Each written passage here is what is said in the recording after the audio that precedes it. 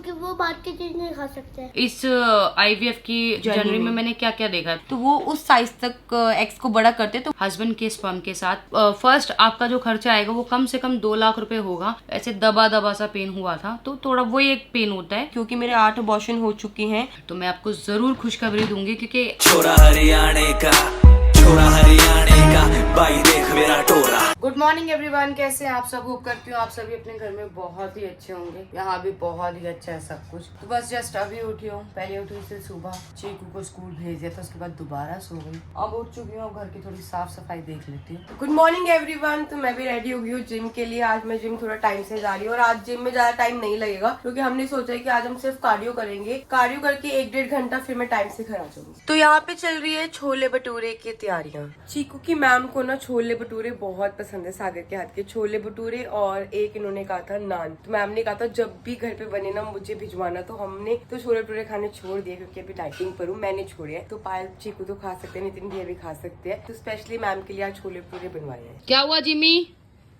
क्या हुआ बेटे?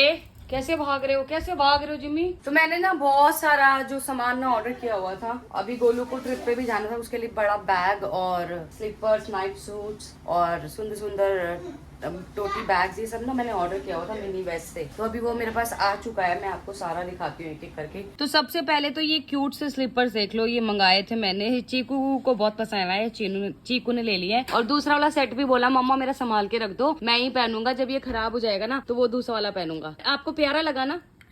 सबसे पहले तो ये दोनों बैग मैं दिखा देती हूँ आपको। इस पे स्पेशली मैंने नाम जो है लिखवाया है, इधर पायल इधर कृतिका, ये दोनों के लिए बन के आए हैं। और बहुत ही स्पेशियस बैग है, मैं अंदर से भी खोल के दिखाती हूँ आपको। इसके अंदर ना इतनी ज्यादा स्पेस है, देखो बहुत ज्यादा पॉकेट्स भी हैं, अपना कुछ भी कैश वैश रखने के लिए, और बहुत ही अच्छा बैग है। और मैंने ये 4 नाइट सूट मंगाए हैं, ये गोलू लेके जाएगी अपने साथ। तो यहाँ पे 2 बहुत ही प्यारे स्लीपर्स हैं, और ये बहुत ही सुंदर छोटे छोटे बैग्स हैं। ये भी है, ये एथनिक वेयर के साथ आप वेयर कर सकते हो। और ये विंटर स्लीपर्स हैं जो आई हैं, ये सारे बैग्स हैं, एक ये एक ये एक ये एक वो, मतलब बहुत सारा सामान आया है। और साथ में 2 टोटी बैग हैं, बहुत सुंदर। ये मैंने पहले भी यूज किया है, इसका जो क्वालिटी है ना बहुत ही अच्छी क्वालिटी है। और एक और ये है। तो ये जो सारा सामान ना मैंने ऑर्डर किया था 3 दिन पहले, मतलब इनकी डिलीवरी भी बहुत फास्ट है, 3 दिन पहले किया था, अभी आ चुका है। और ये सारा सामान मैंने मिनी वेस्ट से मंगाया है, जहाँ से मैं ऑलरेडी बहुत सारा सामान पहले भी मंगा चुकी हूँ। क्या ढूंढ रहे हो आप? क्या ढूंढ रहे हो? करके ट्राई करवा रहा हूँ चीकू, खाना तो खाते नहीं हो आप, बाहर की चीजें आप सारी खाते हो। मुंह दिखाओ अपना, मुंह दिखाओ क्या खा रहे हो। तो मैडम की फरमाइश पे बन चुके हैं छोले, बस भटूरे बनने बाकी है। चीकू ट्यूशन जाएगा तो भटूरे और छोले लेके जाएगा। आज मैडम करेंगी और चीकू करेंगे छोले भटूरे का लंच, और धैर्य भैया भी। वो नहीं करेंगे। क्यों बेटा, धैर्य भैया क्यों नहीं करेंगे? क्योंकि वो बाहर की चीज नहीं खा सकते। क्यों, तबीयत खराब है उनकी? अच्छा हाँ, मैम ने बताया था मुझे। तो अभी ये सारा सामान मैंने खोला है, पूरा फैला दिया है घर। तो मैं इसे वापस से पैक कर देती हूँ। गोलू को जो जो चीजें चाहिए होंगी वो निकाल लेगी बाद में। ठीक है, जल्दी आ गैस वाला, जल्दी आ गैस वाला। गैस तो अपने घर में है बेटा। है? हाँ है? सिलेंडर थोड़ी आता अपने घर, सोसाइटी में अपने वो दूसरी वाली गैस होती है। अच्छा, कौन सी गैस होती है? जो पाइपलाइन से आती है, LPG। LPG कौन सी होती है? जो पाइपलाइन से आती है बेटा। पाइपलाइन। अभी आपको क्या खाना है? ये ब्रेड ही खाओगे, कुछ और भी खाओगे? मेरी चाय मत खराब करियो तो मैं मारूंगी बहुत। तो घर की सारी सफाई हो चुकी है, अब मैं जा रही हूँ शावर लेने। और चीकू भी स्कूल से आ चुका है, मैंने उसे चाय ब्रेड खिला दिया है, क्योंकि लंच तो अभी करेगा नहीं, मैम के साथ करेगा। उसके कपड़े वपड़े चेंज कर दिए, निकलते उसे ट्यूशन के लिए भेजना है। तो मेरा शावर हो चुका है। हाँ जी बेटा, क्या हुआ? मार खाओगे आप? तो गाइज मैं भी आ गई हूँ जिम से, और बहुत ही अच्छा रहा जिम रहा। आज मैंने कार्डियो करा और एप्स का वर्कआउट करा, और बस अब शावर लेने के लिए जा रही हूँ, उसके बाद अपनी डाइट लूंगी। तो गाइज मैं भी आ गई हूँ अपनी ड्राइविंग क्लास से, और बहुत ही अच्छी ड्राइविंग क्लास रही। आज ना मैंने बिल्कुल पार्किंग सही लगाई, मतलब गाड़ी पहले रोक ली बट गाड़ी ठोकी नहीं। तो धीरे धीरे सीख जाऊंगी। और गियर नंबर 3, गियर नंबर 4, 5 और रिवर्स में तो परफेक्ट होगी। 1 और 2 मेरा थोड़ा सा हाथ टाइट है, कोई बात नहीं, वो भी कर लूंगी। मैं रेगुलर चलाऊंगी ना तो हो जाएगा। मुझे ऐसा लगता है कि ना मैं जब गाड़ी चलाती हूँ ना बहुत शॉर्ट टाइम होता है, 20 मिनट्स होता है, कम से कम 1 घंटा होना चाहिए, तो और ज्यादा सीख जाती है। अरे चीकू एकदम जबरदस्त चल रही है। कल पता है क्या हुआ था? कल मैंने ना नीचे वाली जो हमारी पार्किंग है ना, उसमें मैंने गाड़ी लगा रही, और गाड़ी लगाते लगाते ठुक गई गाड़ी। कहाँ पे? उसके अंदर, खंबे के अंदर। नहीं गाड़ी मैंने ठोकी, दीवार के पे ठोकी थी। हमारी नहीं बेटा, जिसकी गाड़ी सीख रही हूँ ना उनकी। और यहाँ पर आ गई है मेरी खिचड़ी, जो कि मुझे बहुत पसंद है। मैंने कल बनवाई थी बट अब खा रही हूँ। तो जैसे कि मैंने आप लोगों को बताया ना कि मैं रात की रोटी स्किप कर रही हूँ कल से, तो कल मैंने रात को रोटी नहीं खाई थी, तो मैंने खिचड़ी खाई थी, तो थोड़ी सी बच गई थी, तो मैंने वेस्ट हो जाएगी, मैं अभी गर्म करवा के खा ली मैंने।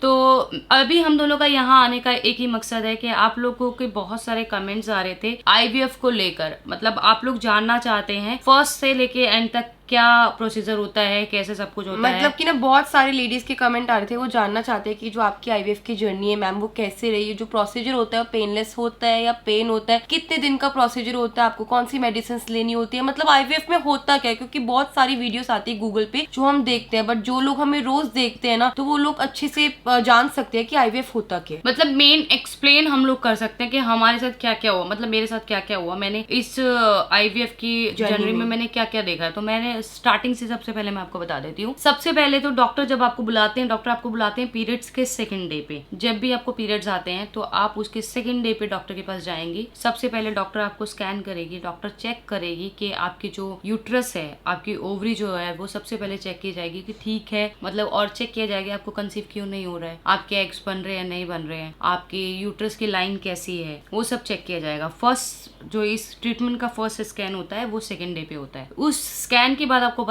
डॉक्टर को आगे का जो प्रोसीजर है वो पता चलता है कि कैसे चलेगा। तो जब देखा जाता है कि आपके एग्स बन रहे हैं, अगर अच्छे से एग्स बन रहे हैं आपके, तो उसी दिन से आपको जो है इंजेक्शन लगना स्टार्ट हो जाते हैं। 5 दिन के इंजेक्शन डॉक्टर आपको पहले देते हैं। जैसे हम लोग तो बहुत दूर से करा रहे हैं तो हम डेली वहां पे नहीं जा सकते थे, तो हम जब भी पहली बार गए तो 1 दिन का इंजेक्शन मैंने वहीं से लिया था और 4 दिन का इंजेक्शन पायल साथ में लेकर आई थी। और इंजेक्शन के अंदर ये चीज थी कि आपको जो फिक्स टाइम है, जैसे कि पायल को 2:30 बजे लगा था पहले दिन इंजेक्शन, तो आगे जो 4 दिन थे उसमें भी पायल को 2:30 बजे इंजेक्शन लगना था। और वो जो इंजेक्शन है, सबसे पहले वो इंजेक्शन आपको हमेशा फ्रिज में रखने पड़ेंगे, आप उसे बाहर नहीं रख सकते हैं। हम इतनी दूर से लेके आए थे तो आइस पैक के साथ लेके आए थे हम उसे। और दूसरा आपको फॉलिक एसिड डॉक्टर देती है आपको खाने के लिए, जो कि मेरी तकरीबन अभी तक चल ही रही है। और फॉलिक एसिड खाना ना सीरियसली बहुत ही ज्यादा इंपॉर्टेंट होता है, क्योंकि जो आपकी प्रेगनेंसी होती है इसमें कोई मिसकैरेज ना हो, कोई प्रॉब्लम ना आए। एक तरह से देखा जाए ना, फॉलिक एसिड एक मल्टीविटामिन ही होती है। जो औरत जो रोज खाना खाती है और वो जो आपको चीजें नहीं मिल पाती, मिनरल्स नहीं मिल पाते, तो फॉलिक एसिड आपकी जो कमी है वो पूरी करती है। तो ये हर एक लेडी को मिलता है, ऐसा नहीं है कि आईवीएफ में आपको दिया जाता है, ये हर एक प्रेगनेंसी में दिया जाता है। उसके बाद 4 दिन के इंजेक्शन आप अपने नियर बाय या आप जहाँ से करा रहे हो वहीं कराते हो। तो मैंने तो अपने घर के पास से ही कराए थे 4 दिन। उसके बाद मुझे 5th डे के बाद 6th डे मुझे वापस डॉक्टर के पास जाना था। मैं वापस डॉक्टर के पास गई, उन्होंने 1 इंजेक्शन मेरा और बढ़ा दिया। मतलब पहले 1 लग रहा था, अभी 2 लग रहे हैं। मतलब फिर 3 डेज मुझे 2 इंजेक्शन लगे एक साथ। तो जो सेकेंड इंजेक्शन होता है वो पेट पे लगता है, ठीक है, और वो जो इंजेक्शन होता है तो उसका एग्जैक्ट फिक्स टाइम होता है। एग्जैक्ट टाइम मतलब कि आपको अगर 2 बजे लगाया तो 2 बजे ही लगाना, मतलब 1:50 पे आप चले जाओ डॉक्टर के पास, 2:05 नहीं होने चाहिए। और जब पायल को 2 इंजेक्शन लग रहे थे ना, एक साथ इंजेक्शन लग रहे थे, तो पायल के पेट में काफी ज्यादा गर्मी हो गई थी, उसे काफी गर्मी फील होती थी, मतलब कैसे घबराहट सी होना, गर्मी होना। और साथ साथ डॉक्टर ने एक बात और बताई थी कि जब आपको इंजेक्शन चलेंगे ना, तो आपको 3 चीजें बहुत ध्यान रखनी है। 3 लीटर पानी दिन में पीना ही पीना है, हाई प्रोटीन डाइट, बिल्कुल हाई प्रोटीन डाइट, और कोई भी ऐसी चीज कंज्यूम नहीं करनी जो हेल्थ के लिए अच्छी ना हो। ऑयली खाना, स्पाइसी खाना, बिल्कुल भी आपको वेट लिफ्टिंग नहीं करनी, कोई भी वेट नहीं उठाना। तो एक चीज मुझसे मिस हो गई, वो मैं आपको बता देती हूँ कि जब मेरा मतलब 5 दिन के बाद जब 6ठा दिन था ना हॉस्पिटल जाने का, तब भी एक स्कैन होता। मतलब इसमें आपके टोटल 3 स्कैन होते हैं। और वो स्कैन क्यों होता है मैं आपको बता देती हूँ। जैसे 5 दिन के इंजेक्शन लग गए तो उसके बाद पायल का स्कैन हुआ था। उस स्कैन से ना डॉक्टर को पता चला था कि जो पायल के जो एक्स है, मेन जो हमें इंजेक्शन लग रहे थे ना, इसलिए लग रहे थे क्योंकि वो जो एक्स का जो साइज है उन्हें इंक्रीज करना था। क्योंकि उन्हें पता था एंड की एक्स को आपको निकालना है, निकाल कर आपको उसको फ्रीज करना है, फिर दोबारा बॉडी में डालना है। तो एक्स कहीं ब्लास्ट रप्चर ना हो जाए। तो जो सेकंड मेरे को इंजेक्शन लगा था वो इसी के लिए था, कि वो रप्चर ना हो जाए, जो पेट में मुझे इंजेक्शन लगते थे। उसके बाद जो मेरा मतलब 3 दिन का फिर से वो प्रोसीजर हो गया इंजेक्शन का। उसके बाद मैं गई थी वहाँ पे 23rd को, तो वहां पे फिर उसके बाद मुझे 1 इंजेक्शन और मिला था, जो कि एग्जैक्ट 1 ही इंजेक्शन मिला था, वो लास्ट इंजेक्शन था मेरा। अगले दिन आपका ना आपको ओटी में जाना होता है, आपका प्रोसीजर डे होता है। होता है, ट्रांसफर डे होता है। तो 3 डेज कंप्लीट होने के बाद जब मैं उसके बाद 8 दिन के बाद मतलब 5 दिन पहले गई, 3 दिन उसके बाद गई, उसके बाद जब मेरा 9th डे था तब मैं वहां पे गई थी, फिर मेरा एक स्कैन हुआ। उस स्कैन में चेक किया गया कि इंजेक्शन जो मुझे लग रहे हैं उसका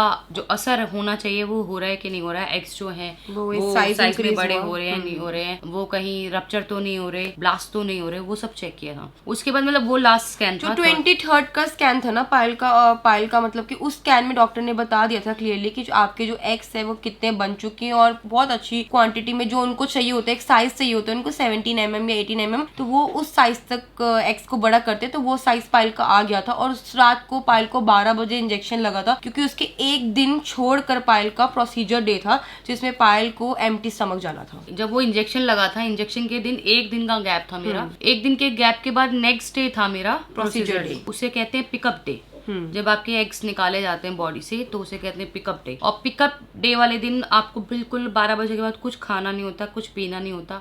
एक तरह से एक लाइक छोटा ऑपरेशन ही होता है जिसमें आपको एनेस्थीसिया दिया जाता है, आपको बेहोश किया जाता है और उसमें ज्यादा टाइम नहीं लगता आपका, मेरे हिसाब से 15 से 20 मिनट लगता है अंदर ओटी में ले जाके आपके एग्स निकाल के उसे क्यूबिटर में मतलब अच्छे से संभाल के रखते हैं। उसके बाद का प्रोसीजर ये है, उसके बाद जो है आप 5 दिन घर पे आराम से रेस्ट करेंगे। आपके जो एग्स होंगे उसको ओमरियो में चेंज किया जाएगा हस्बैंड के स्पर्म के साथ उसमें मिक्स करके। मतलब एग्स भी मेरे थे और स्पर्म भी अरमान जी का था, बाहर से कुछ भी नहीं था, वो हमारा ही था। तो उसमें क्या होता है उसको मिक्स करके फिर वो एम्ब्रियो बनाया जाता है। 5वें दिन जब वो एम्ब्रियो पूरा क्रिएट हो जाता है, क्योंकि जिस दिन वो एग्स लेते हैं और स्पर्म लेते हैं उन दोनों को जब मिलाते हैं तो 5 डेज लगते हैं एम्ब्रियो बनने में। तो एम्ब्रियो बने, फिर डॉक्टर ने हमें बताया कि आप इस दिन आ जाओ, आपका जो एम्ब्रियो बन गया। तो फिर वो जो दिन था वो पायल का फाइनल डे था। उस दिन पायल का जो प्रोसीजर था ना, काफी सारे कमेंट आते इस चीज के लिए कि मैम आपका जो प्रोसीजर डे था उसमें पेनलेस था, प्रोसीजर नहीं था। तो पायल देखो पेन तो नहीं पता लगता, जब इंसान बेहोश हो जाता है ना उसके बाद उसके साथ उसकी बॉडी के साथ क्या हो रहा है वो आपको नहीं पता चलता है। लेकिन हाँ 2 दिन बाद मुझे पेन हुआ था मेरे पेट में, क्योंकि मैंने डॉक्टर को भी बोला था फोन करके कि डॉक्टर मुझे पेन हो रहा है, तो उन्होंने कहा हाँ पेन तो होगा ना, आपके एग्स निकाले गए अंदर से। तो वो 2 दिन बाद हल्का हल्का पेन हुआ था, जैसे ऐसे दबा दबा सा पेन हुआ था। तो थोड़ा वही एक पेन होता है आपके पिकअप डे के बाद 2 दिन बाद जो पेन होता है वही एक पेन होता है। उसके बाद क्या करते हैं जो डॉक्टर्स होते हैं ना, वो एग्स को, वैसे कुछ लोग होते हैं जैसे मुझे डॉक्टर ने बताया, कुछ डॉक्टर्स क्या करते हैं 2nd डे 3rd डे में वो ट्रांसफर कर देते हैं। लेकिन हमारी जो डॉक्टर है वो 5 डे तक एग्स को, एम्ब्रियो जब अच्छा तक नहीं बनता तब तक वो ट्रांसफर नहीं करते हैं। वो अपनी सेटिस्फेक्शन के लिए पूरे 5 डेज रखते हैं। उसके बाद जब उनको लगता है ना कि अब एम्ब्रियो अच्छे बन गए हैं, उसके बाद 5 डेज के बाद, उसके बाद जब मैं ट्रांसफर कराने गई थी तब कोई भी ना बेहोशी का इंजेक्शन दिया गया मुझे, ना ही कोई पेन हुआ, सीधा ओटी में गई। मैं भी गई थी पायल के साथ सीधा ओटी में। जब जैसे पायल ओटी में गई तो एक निप्स जैसी थी, बहुत ही पतली सी ऐसी निब होती है ना, पेन की निब होती है, जैसे ड्रॉपर कहते हैं ना, जैसे ड्रॉपर भी मोटा होता है। अच्छा मैंने नहीं देखा था, तो जैसे ड्रॉपर जैसा ही कुछ होता है और हमें लगता है कि एग्स बड़े होंगे, मतलब एग्स बिल्कुल डॉट होता है ना, एक पेन की निप होती है वैसे उसी साइज के होते हैं जो कि दिखाई भी नहीं देते। और फिर जो प्रोसीजर है मेरा वो हो चुका है। अब जो रिजल्ट है वो रिजल्ट जब भी आएगा मेरा पॉजिटिव, मैं तो दुआ करूंगी पॉजिटिव ही आए। आप लोग भी मेरे लिए दुआ करना कि मेरा जो भी रिजल्ट है पॉजिटिव आए और इसमें ही आएगा। इंसान हमेशा अच्छा सोचता है तो अच्छा ही होता है। जब हम बुरा सोचते हैं ना तो नेगेटिविटी आती है, उसकी वजह से हमारे दिमाग में टेंशन आती है और टेंशन से आता है स्ट्रेस। तो कभी भी स्ट्रेस नहीं लेना चाहिए। और डॉक्टर ने एक चीज और बताई है आप सभी औरतों के लिए जो ये जानना चाहती हैं के बारे में, कि जब अगर आपके एग्स की क्वांटिटी ज्यादा होती है ना, तो जब ये एम्ब्रियो अगर ज्यादा बन जाते हैं तो आप ऐसा भी कर सकते हैं, अगर आपका फर्स्ट अटेम्प्ट पे नहीं हो पा रहा, अगर हो गया बाई चांस हो भी गया, लकीली हो गया, आप बहुत आपका लक अच्छा आपका हो गया फर्स्ट टाइम में, तो आपके जो बाकी एम्ब्रियो बचते हैं उनको वो फ्रीजर कर लेते हैं। उसके बाद क्या होता है कि आपको अगर इन फ्यूचर दोबारा से बेबी अगर आप कंसीव करना है तो आपको उसके लिए पूरा प्रोसीजर पे जाने की जरूरत नहीं है, वही एग्स आपके जो है वो आगे काम आ जाएंगे। ठीक है। और काफी औरतें ऐसी होती है जिनकी बॉडी में एग्स ही नहीं बनते हैं। अगर आपकी बॉडी में फॉर एग्जांपल देखो, वो चेक करके आपको बताएंगे आपके एग्स बनते नहीं बनते। हर एक लेडी की बॉडी अलग अलग होती है। जिस लेडीज के एग्स नहीं बनते तो आप बाहर से भी जो एग्स है वो बोरो कर सकते। देखो ये डोंट माइंड, ये कोई शर्माने वाली बात नहीं है कि नहीं ऐसी बातें ओपनली नहीं करते, पर हम जैसी औरतों के लिए, जैसे मैं हूँ, मैं नॉर्मली कंसीव नहीं कर सकती हूँ कि जैसे आप सबको पता है मेरी एक ट्यूब नहीं है।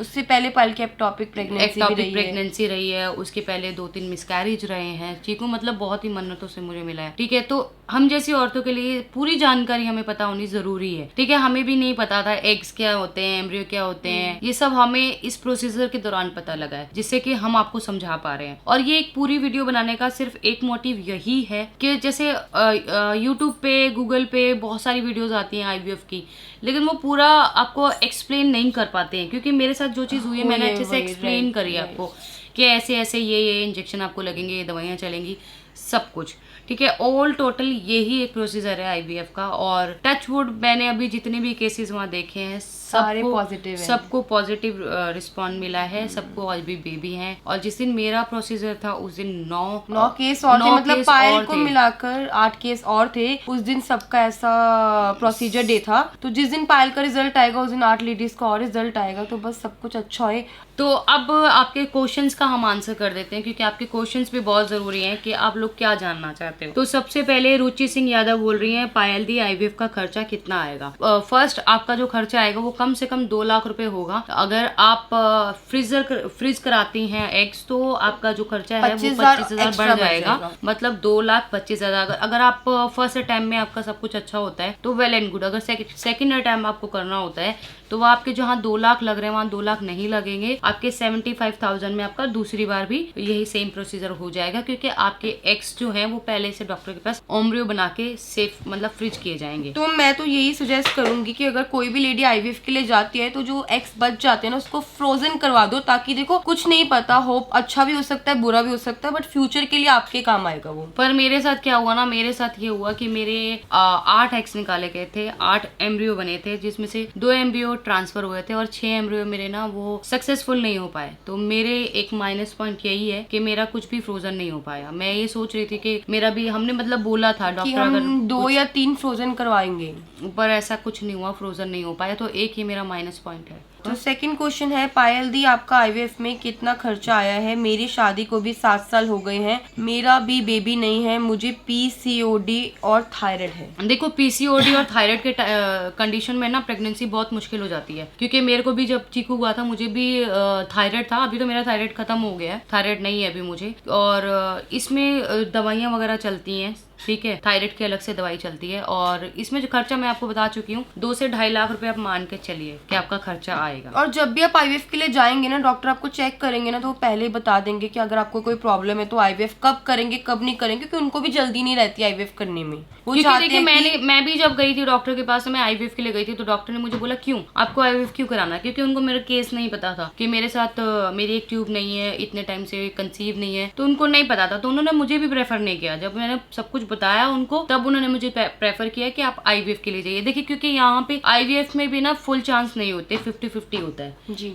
50-50 मैं आपको पहले कंफर्म करके चलती हूँ कि 50-50 होता है। या तो आप कंसीव कर लोगे या कंसीव नहीं कर पाओगे, क्योंकि डॉक्टर्स के हाथ में तो सिर्फ डॉक्टर्स ने एम्ब्रियो बनवा दिए, आपके बॉडी में ट्रांसफर आपकी बॉडी में ट्रांसफर कर, और आपकी बॉडी उस एम्ब्रियो को एक्सेप्ट करेगी नहीं करेगी, क्योंकि काफी टाइम पहले भी ऐसा हुआ था। काफी टाइम पहले की बात है, जब मैं प्रेग्नेंट हुई थी फरवरी में, तो मैं भी प्रेग्नेंट हुई थी, मेरे रिजल्ट पॉजिटिव आया था। बट जो मेरा एम्ब्रियो था वो मेरी जो बॉडी की लाइनिंग होती है, हमारी बॉडी में क्या लाइनिंग होती है, यूट्रस लाइन, उस पे वो चिपका ही नहीं हो। मैंने इतनी कोशिश करी थी, मेरे इंजेक्शन लगाए, मैं 1 हफ्ता बेड रेस्ट पे रही थी के चक्कर में कि चिपक जाए, बट वो चिपका ही नहीं। तो आपकी बॉडी के ऊपर होता है कि आपकी बॉडी उस चीज को अडेप्ट करेगी कि नहीं करेगी बॉडी पे। तो उसमें डॉक्टर का सिर्फ इतना काम होता है, डॉक्टर अपने पूरे इफेक्ट लगाते हैं, डॉक्टर आपके एग्स निकालते हैं, एम्ब्रियो बनाते हैं, ट्रांसफर करते हैं, निकालते हैं, मतलब उनका काम पूरा होता है। बस उसके बाद का जो काम होता है वो भगवान का होता है। तो मैं थर्ड क्वेश्चन पढ़ने जा रही हूँ श्वेता जी का, जो कि है, पायल दी गोलू दी आप दोनों इस ट्रीटमेंट में जरूर सफल हो। मैं प्रे करूंगी कि आप इसमें सफल हो, आपका ट्रीटमेंट अच्छे से हो जाए। पायल दी मैं तो हिम्मत हार गई, क्योंकि मेरे 8 अबॉर्शन हो चुके हैं, तो मैं सब जगह से हार गई हूँ। इसलिए भगवान से दुआ करूंगी कि आप दोनों पायल दी गोलू दी का ट्रीटमेंट जरूर सफल हो। भगवान से दुआ है। श्वेता जी, हम भी भगवान से दुआ करेंगे कि भगवान आपकी गोद जल्दी से जल्दी भरे, ठीक है। और इतना अच्छा टाइम चल रहा है, सावन का टाइम चल रहा है, मैं दुआ करूंगी भगवान को कि आपकी जो गोद है वो हरी भरी हो जाए, और आप भी एक अच्छे डॉक्टर को जाके कंसल्ट कीजिए और अपनी पूरी बॉडी बॉडी चेकअप कराइए, उनसे पता कीजिए, क्योंकि देखो हर एक चीज के पीछे ना कोई ना कोई रीजन होता है। तो आप किसी स्पेशलिस्ट के पास जरूर जाइए और आपकी भी जल्दी से गोद भरेगी, मैं दुआ करूंगी भगवान से। तो नेक्स्ट क्वेश्चन है निकिता दत्त का, जो कि है मेरे भी 2 एम्ब्रियो ट्रांसफर हुए थे पर एक बेबी कंसीव हुआ। बिल्कुल राइट। देखो डॉक्टर क्या करते हैं, जब हमारी भी बात हुई थी ना डॉक्टर से, डॉक्टर ने बोला था कि मैं 2 एम्ब्रियो आपके रखूंगी। मैं इसलिए रखूंगी कि 2 एम्ब्रियो रखने से ना चांसेस 50-50 इज इक्वल टू 100% रहता है। अगर मैं 1 रखती हूँ तो चांस 50% रहता है। तो डॉक्टर ने बोला मैं जब 2 रखूंगी, ये भी हो सकता है कि आपका 1 कंसीव हो जाए, ये भी हो सकता है कि आपके 2 कंसीव हो जाए। बहुत ही जरूरी होता है कि अगर आप भी आईवीएफ कराए ना, मेरे हिसाब से 2 रखनी चाहिए। हाँ, पहले हम लोग सोच रहे थे 1 रखवाएंगे, फिर जब डॉक्टर ने हमें समझाया तो हमने भी 2 एम्ब्रियो रखवाए। बाकी तो भगवान के हाथ में, देखते हैं। सो नेक्स्ट क्वेश्चन है निकिता दत्त का, जो कि है मेरे तो फ्रोजन एम्ब्रियो हुए थे पिकअप के 2 से 3 मंथ बाद and it's now I am positive, I am 6 month pregnant. Nikita ji, तो मैं दिल से दुआ करूंगी कि आपकी बेबी बहुत ही अच्छे से हो जाए, आपकी गोद बहुत ही जल्दी भर जाए, क्योंकि मैं तो यही चाहती हूँ हर एक माँ के पास ना उसकी गोद भरी हुई होनी चाहिए। और क्योंकि हर एक माँ का ना बहुत बड़ा सपना होता है कि उसकी गोद में बच्चा है, वो उसे खिलाए। ये सबसे प्यारा, सबसे मतलब जरूरी, लाइफ का सबसे जरूरी चीज है ये। तो जल्दी भगवान करे आपको खुशी दे भगवान, बेटा या बेटी की। सो नेक्स्ट क्वेश्चन है रोजी आर का, पायल दी आईवीएफ की जर्नी का खूबसूरत पल आने वाला है जिसका हमें इंतजार है। तुम्हें जरूर सक्सेसफुल मिलेगा। तुम हम सभी को कंसीव हो जाने की खुशखबरी सुनाना। Love you. जी जरूर जरूर। जिस दिन भी मुझे पता लगेगा मैं पॉजिटिव हूँ तो मैं आपको जरूर खुशखबरी दूंगी, क्योंकि आप कब से मेरे साथ जुड़े हो, आप डे 1 से आप सारी चीजें चेक कर रहे हो, आप सब चीजों को जानकारी ले रहे हो कैसे क्या क्या, तो आपको रिजल्ट बताना बहुत ही जरूरी है मेरे लिए। सो नेक्स्ट क्वेश्चन है सिमरनदीप बेदी जी का, जो कि also your transfer was in same cycle as you, please ask your doctor for अगर इमेच्योर फॉलिकल्स है तो ट्रांसफर कितने टाइम बाद होगा, वो कैसे ठीक होगा। मतलब वो पूछ रहे हैं कि जो आपका ट्रांसफर था वो सेम साइकिल में हो गया था। हाँ, हमारा तो हाँ सेम साइकिल में हो गया था। हाँ, ये बहुत अच्छा क्वेश्चन है आपका, क्योंकि क्या होता है कि जब जैसे आप ट्रीटमेंट के लिए गए, आपके एग्स निकाले गए और उनका एम्ब्रियो बनाया गया। जो एम्ब्रियो कुछ लोगों के होते हैं जो एक भी एम्ब्रियो नहीं बन पाता है, खराब हो जाते हैं, तो ये प्रोसीजर दोबारा होता है सारा, क्योंकि जब तक एग्स नहीं निकालेंगे तो एम्ब्रियो कहाँ से बनेगा। बिल्कुल सही क्वेश्चन किया आपने। और अभी लास्ट टाइम की बात है जब मैं पायल के साथ गई थी, पायल का लास्ट डे था, तो उस दिन क्या हुआ था, पायल उस दिन 10 लेडीज होनी चाहिए थी बट 9 लेडीज आई थी। वो इसलिए हुआ था क्योंकि एक लेडी को उस दिन टाइफाइड हो गया था। हाँ, तो टाइफाइड की वजह से डॉक्टर ने मना कर दिया था कि आपका जो आईवीएफ है उसको प्रोसीजर को रोक दो। बट उनकी ये चीज अच्छी थी कि उनका एम्ब्रियो बना हुआ था, तो उन्होंने उनको फ्रोजन कर लिया। जब उनका टाइफाइड ठीक हो जाएगा तो वो दोबारा से अपने आईवीएफ प्रोसीजर के लिए जा सकती है। और एक और चीज है कि उनको दोबारा इंजेक्शन लगाने की जरूरत नहीं है। हाँ, ये भी प्लस पॉइंट है उनका। सो नेक्स्ट क्वेश्चन है सुजाता देवगन का, जो कि है मैम अभी तक कितने का चार्ज लग गया है, प्लीज रिप्लाई, मुझे भी कराना है। मैरिज को 8 इयर्स होने वाले हैं। हाँ। और आपके ब्लॉग का बहुत बेसब्री से इंतजार था मुझे, प्लीज रिप्लाई मैम। अभी तक हमारा जो खर्चा है वो 2 लाख रुपए लग चुका है। उसके आगे का इसलिए नहीं लगा क्योंकि मेरे एक भी एम्ब्रियो बचा नहीं फ्रोजन कराने के लिए, तो फिलहाल तक का जो खर्चा है वो 2 लाख है। और आप क्या कर सकते हो, जो आपकी पेमेंट्स होती है आप धीरे धीरे कर सकते हो। जैसे हर इंसान, देखो हम भी 2 लाख रुपए इकट्ठे नहीं दे सकते, ठीक है। तो हमने भी ऐसे किया था कि पहले दिन हमने 30,000 दिए थे, फिर ऐसे ऐसे करके आप अपनी पेमेंट हम लोगों ने जो पेमेंट करी है वो कार्ड से करी है। मतलब हमने एक इंस्टॉलमेंट्स बना लिए कि हर महीना हम इतना खर्चा, मतलब इंस्टॉलमेंट की, जैसे आप कोई भी गाड़ी लेते हैं, फ्रिज लेते हैं तो इंस्टॉलमेंट बनती है, तो मेरे इस प्रोसीजर की इंस्टॉलमेंट बनी है मेरे कार्ड से। तो नेक्स्ट क्वेश्चन है सईदा अर्शिया की दुनिया से, जो कि ma'am stone 200 tablet you should not eat, you should use it and your private part. Kritika ma'am सेट तो खानी नहीं है। No, it's not eating stone, you should keep at your private part ma'am, don't take me wrong, eagerly waiting for a good news. ये बिल्कुल सही कहा आपने। ये जो टैबलेट है ये इंसर्ट करने के लिए होती है। उस दिन जब गोलू दिखा रही थी तो मैंने बोला था इसको, मैंने कहा ये वाली हटा के जो खाने वाली वो दिखा, फॉलिक एसिड और दूसरी थी। मैंने कहा ठीक है, हाँ बिल्कुल सही कह रहे हैं आप। ये वो इंसर्ट करने के लिए होती है। वो क्यों होती है मैं वो भी बता देती हूँ आपको। वो डॉक्टर इसलिए देती है, वो ट्रांसफर जब आपको ओम्ब्रियो ट्रांसफर हो जाते हैं ना आपकी बॉडी में, उसके बाद जो है यूट्रस की लाइन को और गाढ़ा करने के लिए वो दी जाती है आपको।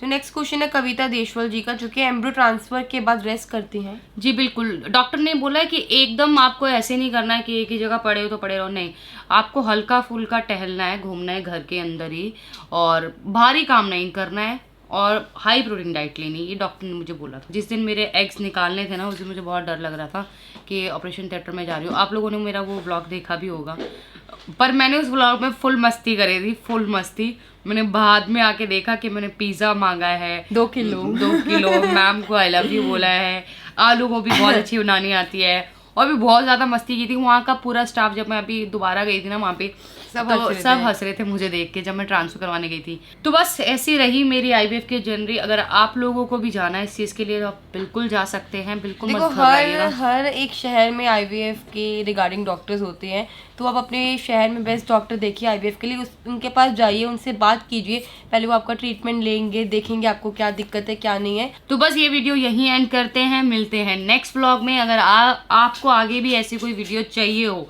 तो कमेंट करके ज़रूर बता देना, ताकि हम लोग आपको पूरी अच्छी तरह से ब्रीफ कर सके, आपके क्वेश्चंस का आंसर कर सके, आपको कोई हमारी तरफ से कोई जानकारी देख सके जिससे आपका भी भला हो जाए।